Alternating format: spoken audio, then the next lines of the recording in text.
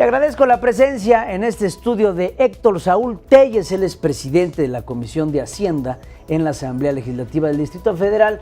Muchas gracias por estar con nosotros, Héctor. Y bueno, el tema, esta nueva unidad de medición económica que se impone para desvincular al salario mínimo. ¿Por qué no nos explicas qué es lo que se aprobó? Claro que sí, Pedro, muy buenas noches a ti y a todo tu auditorio. Lo que hoy aprobamos en la Asamblea Legislativa podemos calificarlo como un hecho histórico.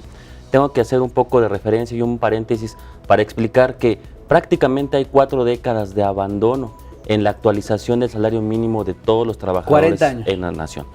Para que nos demos una referencia y el público nos entienda, si tú antes con tu salario mínimo podías comprar 16 litros de leche, por un ejemplo que vamos a poner, hoy con ese mismo salario solamente comprarías 4 litros de leche.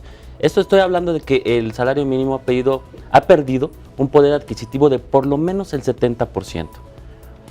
Es por eso que Acción Nacional, como una estrategia para empoderar y para que aumentara realmente el salario mínimo, iniciamos, si tú recordarás, una consulta pública ciudadana en toda la nación. Y a su vez, el jefe de gobierno, hay que reconocer, y mandó 2 iniciativas a la Asamblea Legislativa que coincidían precisamente en la razón, en el objetivo de empoderar y de elevar el salario mínimo de los trabajadores.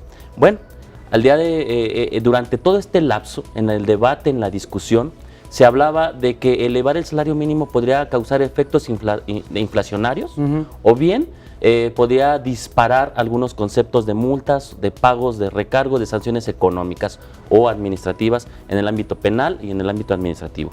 Bueno, hoy lo que avanzamos es precisamente terminar con ese pretexto.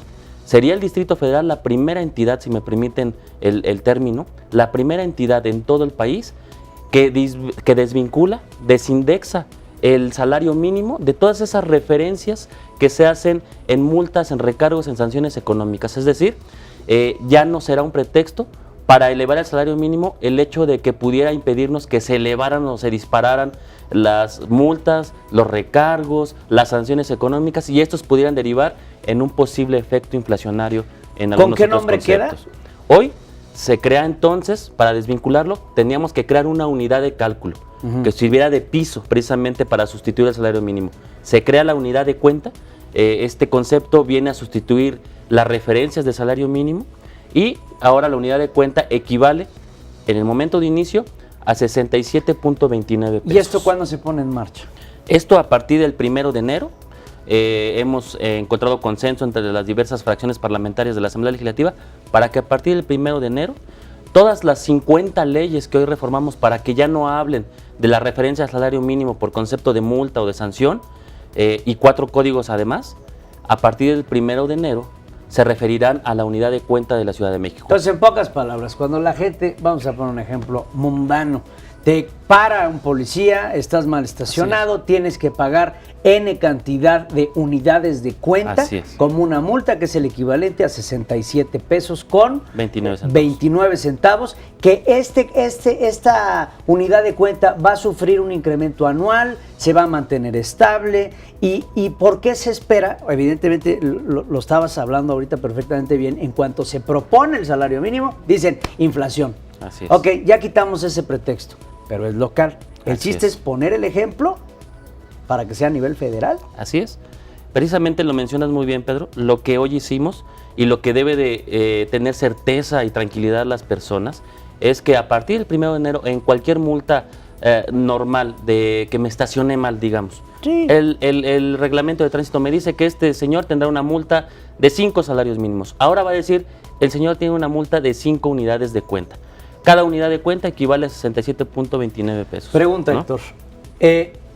Ahorita que se va a hacer esta modificación, lo que va a implicar la reimpresión y la modificación de muchos códigos, muchos reglamentos, como bien lo mencionas, las unidades de cuenta van iguales a los salarios mínimos. Así o sea, es, no va a haber un de que ya no son 5, son 6, o ya no son 5, son 10. O sea, si son 10 salarios mínimos, es el equivalente a 10 unidades de cuenta. Perfectamente tal cual como lo mencionas, y es muy importante lo que mencionaste hace un momento.